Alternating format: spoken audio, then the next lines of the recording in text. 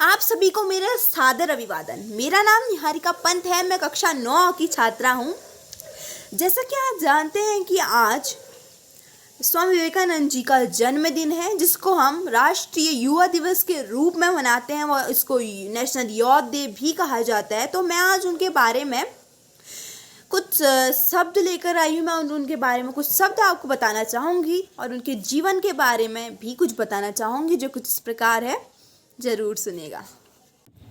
स्वामी विवेकानंद भारत के महान दार्शनिक थे, जिन्होंने पूरी दुनिया को हिंदुत्व और आध्यात्म का परचम लहराया। 12 जनवरी को इनके जन्मदिन पर राष्ट्रीय युवा दिवस के रूप में मनाया जाता है। स्वामी विवेकानंद राष्ट्र निर्माण की प्रक्रिया में युवाओं के महत्व के बारे में बहुत मुखर थे। स्वामी विवेकानंद का पूरा नाम नरेंद्र नाथ दत्त था।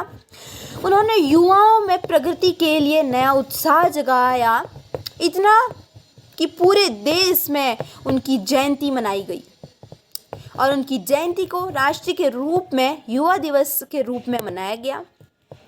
उनके औजपूर्ण विचार और महान शख्सियत किसी भी वर्ग और धर्म के लोगों को प्रेरणा देती है, आज भी प्रेरणा देती है।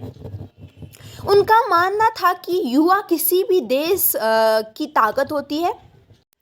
स्वामी विवेकानंद जी युवाओं के प्रति, वो हमारी आने वाली पीढ़ी के प्रति बहुत ज़्यादा जागरूक थे और उन्होंने हमेशा यही कहा है कि युवा हमारे देश की वो ताकत है जो हमारे देश को आगे बढ़ाने में मदद करती है।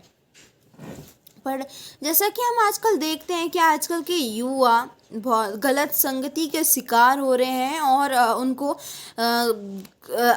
अच्छी राह में लाना बहुत ज़्यादा मुश्किल हो गया है। और कुछ तो ऐसे भी कदम उठा लेते हैं जो किसी ने सोचा भी नहीं होगा। तो मेरा आपसे यही कहना है कि आज युवा दिवस के अवसर पर हम स्वामी विवेकानंद जी को याद करते हुए ये प्रण लें कि हम हमेशा उनके सिद्धांतों पे चलेंगे और उनकी सोच को और उनने जो सोचा था उसको आगे लेकर चलेंगे।